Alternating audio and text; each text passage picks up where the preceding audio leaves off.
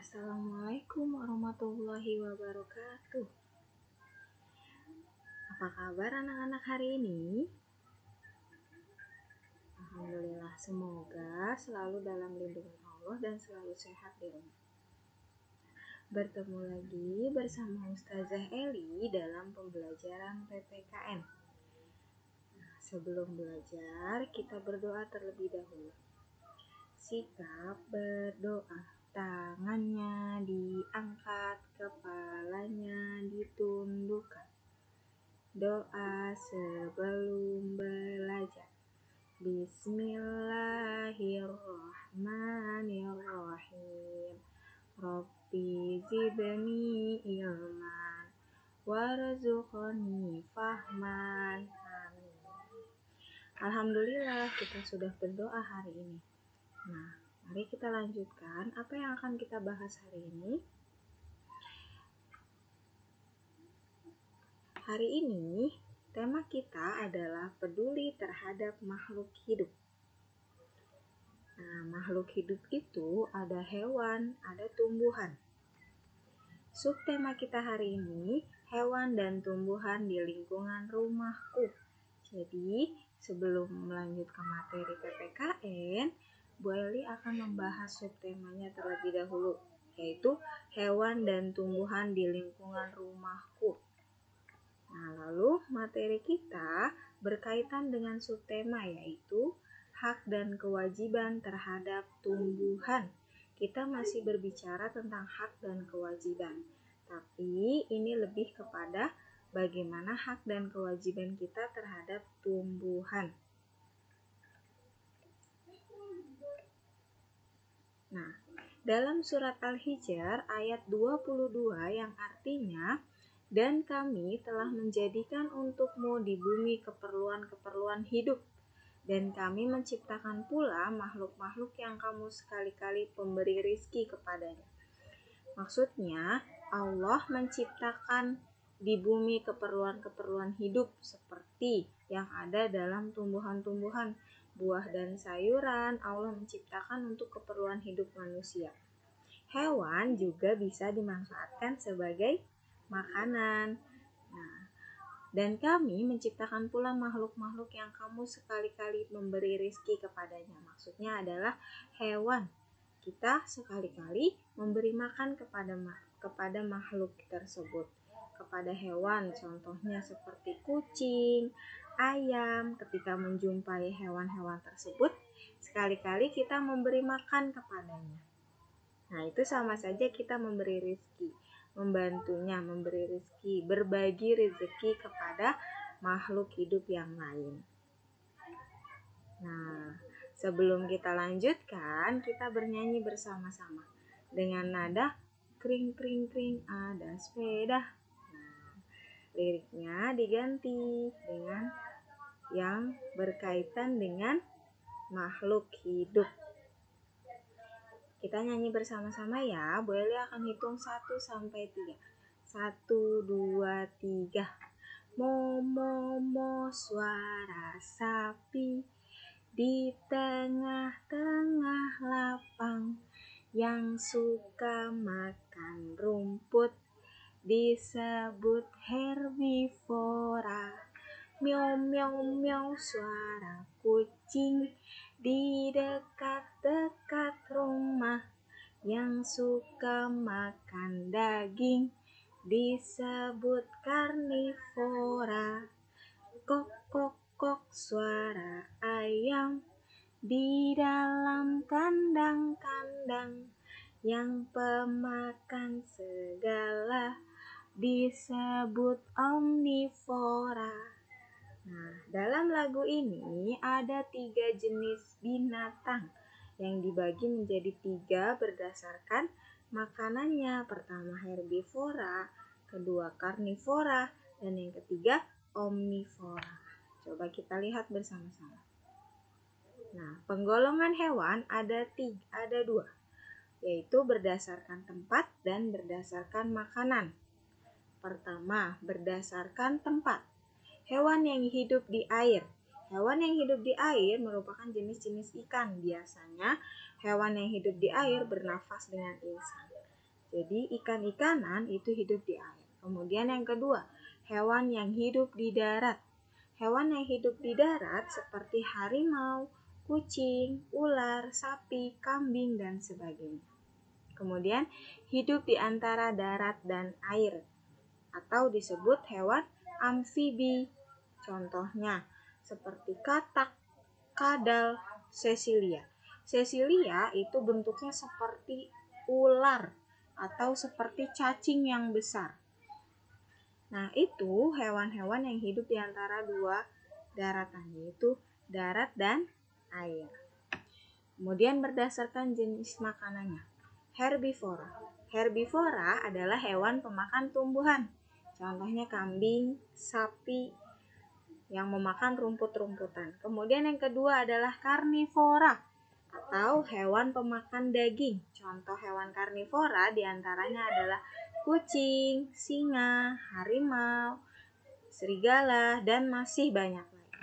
Kemudian yang ketiga, omnivora, hewan pemakan segala. Contohnya tikus dan ayam. Tikus dan ayam tidak hanya memakan tumbuh-tumbuhan, tapi juga memakan daging.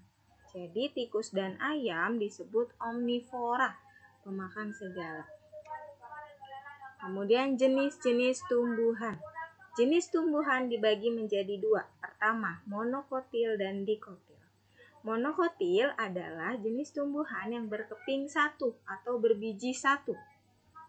Contohnya tumbuhan jagung, kelapa, pisang, dan masih banyak lagi. Dikotil adalah tumbuhan yang berbiji dua atau berkeping dua.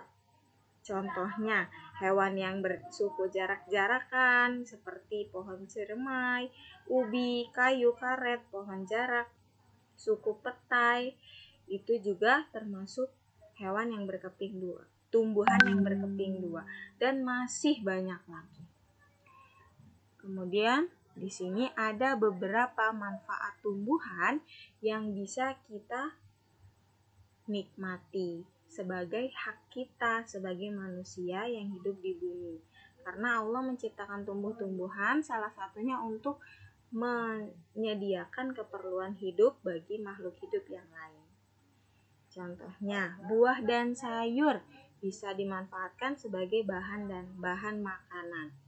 Manusia memiliki hak untuk memanfaatkan sayur dan buah sebagai bahan makanan sehari-hari. Kemudian, tumbuhan rimpang-rimpangan.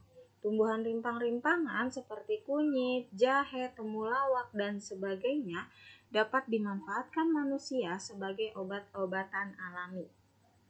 Kemudian, kayu jati dan pohon kelapa. Kayu jati dan pohon kelapa dapat dimanfaatkan manusia sebagai bahan bangunan untuk memenuhi kebutuhan papan seperti membuat rumah, membuat furnitur dalam rumah, dan sebagainya. Nah, ini 3 manfaat yang bisa kita nikmati sehari-hari sebagai bahan makanan, sebagai obat-obatan, dan sebagai bahan bangunan. Nah, tumbuhan juga bisa menghasilkan oksigen dari hasil fotosintesis untuk makhluk hidup. Nah, kita di dunia, di bumi ini juga membutuhkan oksigen. Nah, oksigennya dihasilkan oleh tumbuhan. Nah, ini semua adalah hak kita sebagai manusia. Kita bisa mendapatkan ini semua.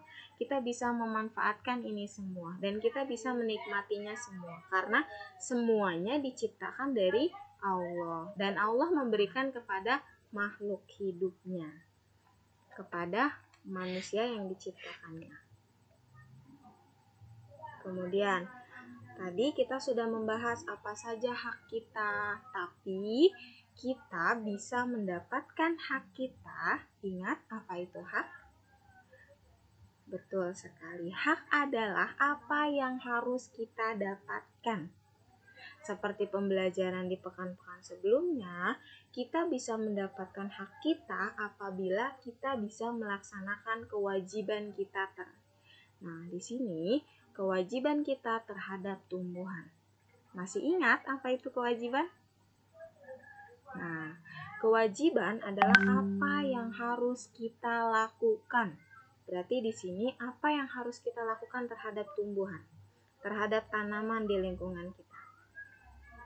Pertama, merawat dan menjaga tanaman. Nah, ketika kita menanam tanaman atau berada di rumah yang ada tanamannya, itu harus kita rawat dan kita jaga. Karena kita bisa memanfaatkan oksigen yang keluar dari tumbuhan dengan secara gratis. Nah, jika tidak dirawat atau tidak dijaga, tanaman itu akan mati sehingga oksigennya bisa berkurang. Kemudian yang kedua, memberi pupuk dan menyiram. Nah, salah satu cara untuk merawat tanaman adalah memberi pupuk dan menyiram tanamannya supaya selalu hidup dan selalu tumbuh. Nah, jika kita bisa memberi pupuk dan menyiram serta merawat dan menjaga tanaman, maka tanaman itu akan terus tumbuh dan kita bisa memanfaatkannya dengan sebaik mungkin. Kemudian yang ketiga, tidak membuang sampah di dekat tanaman. Nah, sampah-sampah yang dibuang di dekat tanaman itu bisa mengakibatkan tercemarnya lingkungan, sehingga lingkungannya menjadi kotor. Jadi oksigen yang keluar dari tumbuhan itu bisa bercampur dengan kotoran-kotoran yang ada dari sampah. Jadi oksigennya bisa tidak bersih. Nah, kemudian yang keempat, tidak menebang pohon sembarangan. Nah, menebang pohon sembarangan itu bisa mengakibatkan hutan menjadi gundul atau tanaman menjadi gersang, lingkungan menjadi gersang, menjadi panas.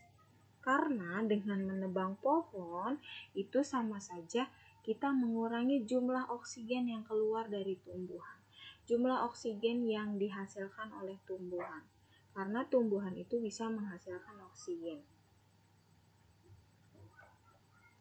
Jika kita menebang pohon sembarangan, maka kita tidak bisa mendapatkan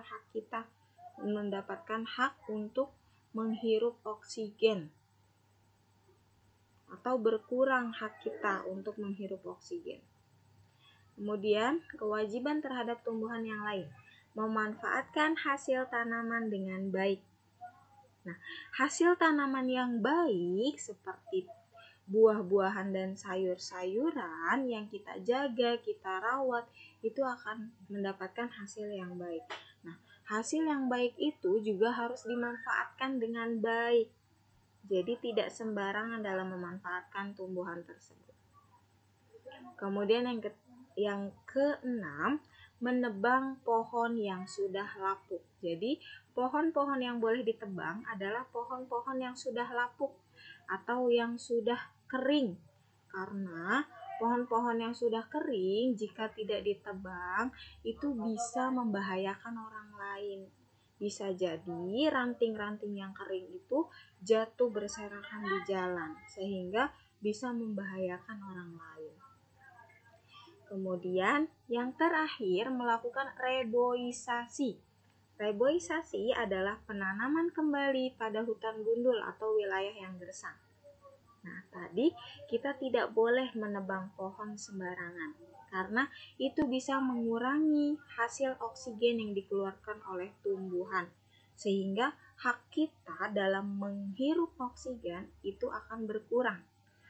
Jadi, untuk mencegah hal tersebut, untuk mencegah berkurangnya hak kita dalam memanfaatkan oksigen, dalam menghirup oksigen, maka kita bisa melakukan penanaman kembali terhadap wilayah yang gersang, terhadap wilayah yang sedikit tanamannya.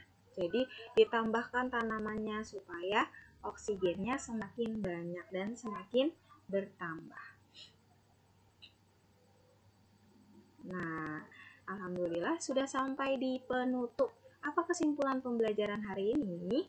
Kesimpulannya adalah hak dan kewajiban terhadap lingkungan harus berjalan seimbang karena manusia akan mendapatkan haknya ketika kewajibannya sudah terpenuhi.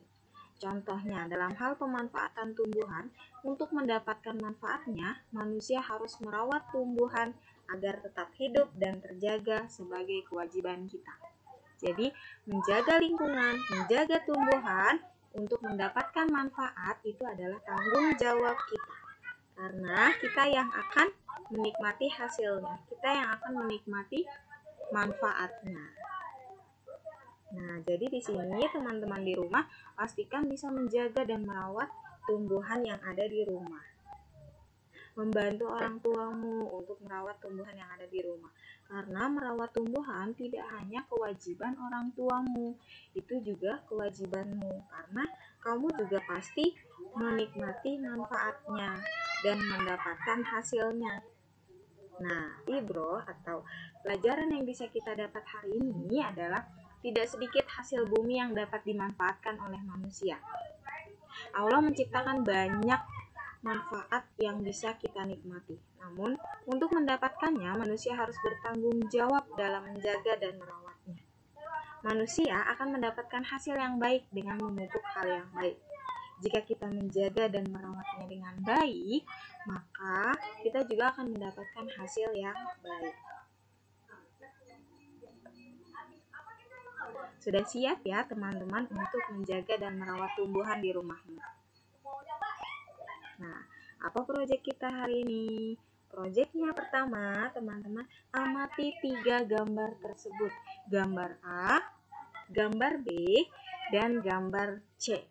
Setelah teman-teman mengamati, teman-teman isi pertanyaan di bawah ini berdasarkan gambar yang diamati oleh teman-teman di rumah. Menurutmu, apa tindakan yang mereka lakukan dari gambar A, gambar B, dan gambar C? Kemudian, apakah tindakan tersebut baik? Menurutmu, apakah baik? Jika baik, tulis baik. Jika tidak baik, tulis tidak baik. Dan alasannya, kenapa disebut baik dan kenapa tidak baik? Kemudian teman-teman menulis apa dampaknya. Dan apakah perbuatan dalam gambar tersebut melanggar hak orang lain?